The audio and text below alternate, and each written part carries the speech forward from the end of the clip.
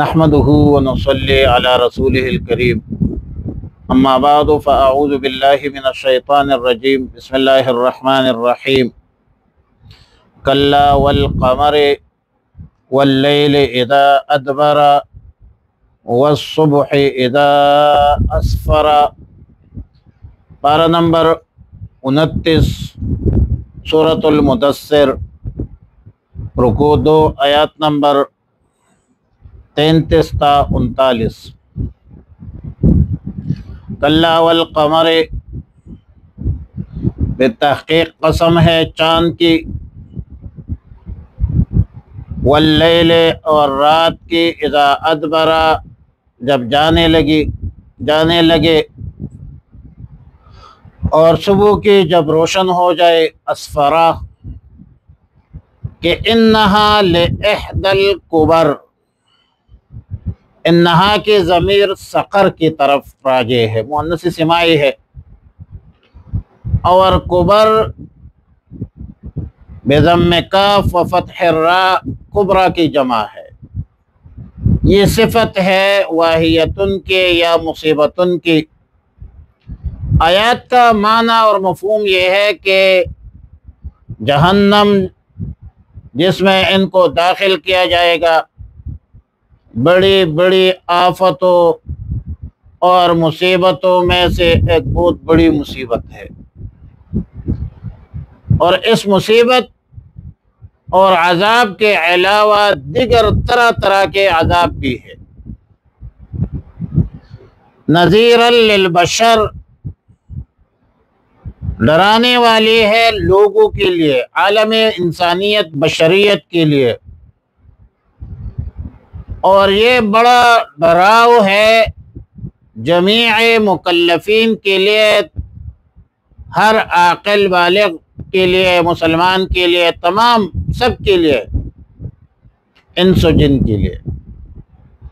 لمن شاء منکم ان یتقدم او یتأخر، یہاں تقدم سے مراد تقدم الی الایمان ہے، تقدم الی الطاعت ہے، تقدم الی الاعمال الصالحہ ہے، اور تأخر سے مراد تأخر من الایمان ہے، تأخر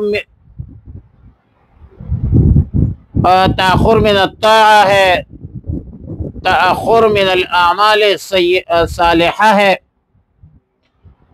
اور مطلب پیچھے ہٹنا ایمان سے، طاعت سے، نیک اعمال سے، یہ ہے ایتاخرہ۔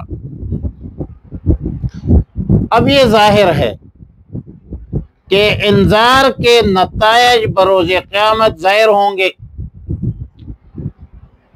اور اسی اساس پر اللہ تعالی نے تاکیداً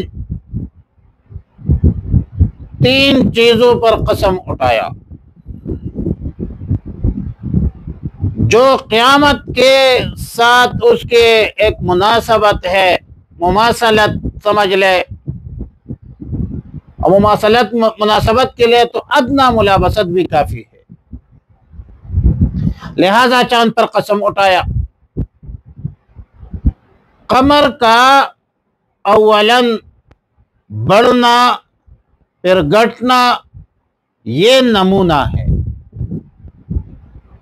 یہ مثال ہے اس عالم کے نشوونما کا، پھر اضمحلال اور فنا کا، یہاں تک کہ چاند کا محاق یعنی بے نور ہو جائے، وہ بھی ایک طرح کی فنا ہے، فنا ہو جاتی ہے۔ اسی طرح عالم دنیا کو عالم آخرت کے ساتھ اختفاء اور اکتشاف حقائق میں بھی ایک مناسبت ہے، جیسے رات کو دن کے ساتھ۔ لہذا اس کائنات کا، اس عالم کا ختم ہو جانا، فنا ہو جانا، یہ مشابہ ہے رات گزر جانے، اور اس عالم کا ظہور مشابہ ہے اسفار صبح کے ساتھ کہ اس عالم نے فنا ہونا ہے اور دوبارہ ظاہر ہونا ہے. لہذا نیک بخت خوشبخت وہ لوگ ہیں جو ایمان طاعت اعمال صالحہ کی طرف پیش قدمی کرے، اور بدبخت ہے وہ لوگ جو ایمان طاعت اعمال صالحہ سے پیچھے ہٹ جائے، کفر اختیار کرے، شرک اختیار کرے، اعمال سیئہ اختیار کرے. اور اللہ تعالیٰ نے فرمایا کل نفس بما کسبت رہینۃ، رہینہ بمعنی مرہونہ ہے، اور اس سے مراد محبوس اور مقید ہونا ہے. جس طرح کوئی شخص قرض کے بدلے کوئی چیز رہن رکھ دے، گروی رکھتے ہیں، تو شے مرہونہ قرض خواہ کے قبضہ میں محبوس اور مقید ہوتی ہے،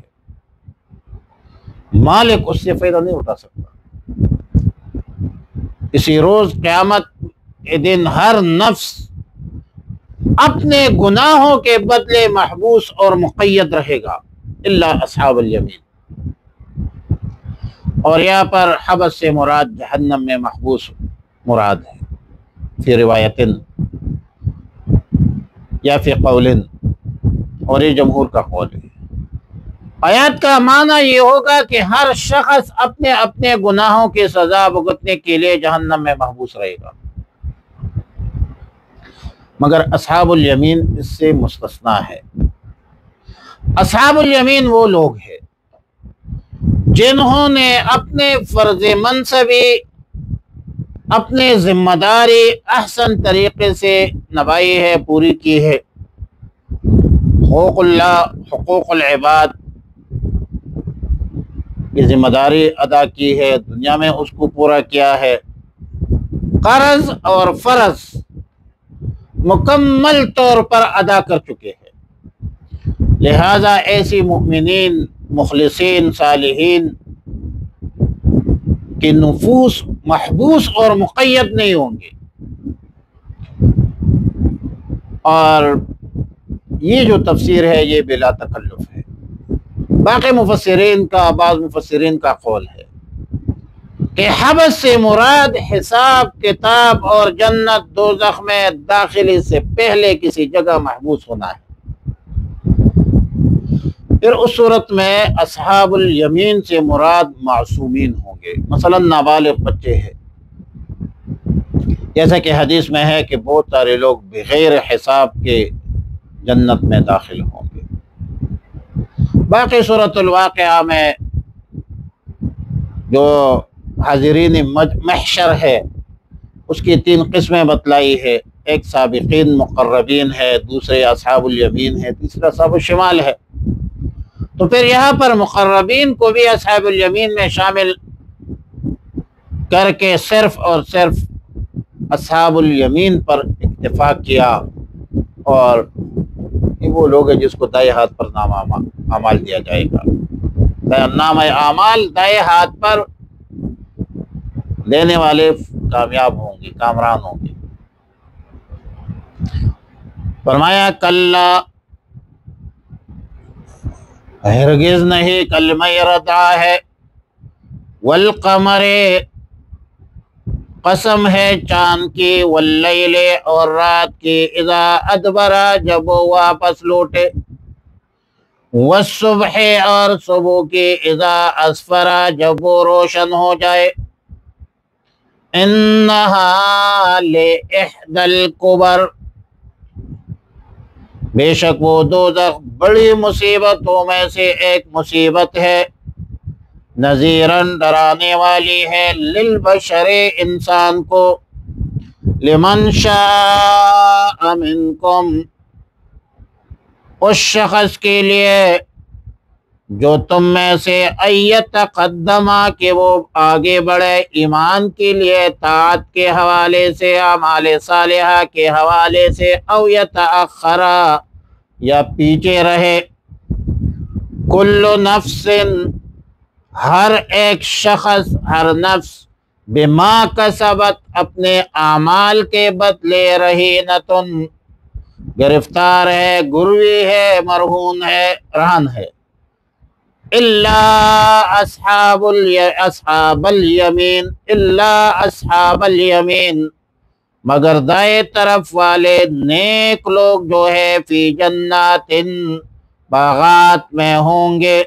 اللہم ربنا تقبل منا انک انت السمیع العلیم وتب علینا یا مولانا انک انت التواب الرحیم۔ اللہم احسن عاقبتنا فی الامور کلها واجرنا من خزي الدنیا وعذاب الآخرہ۔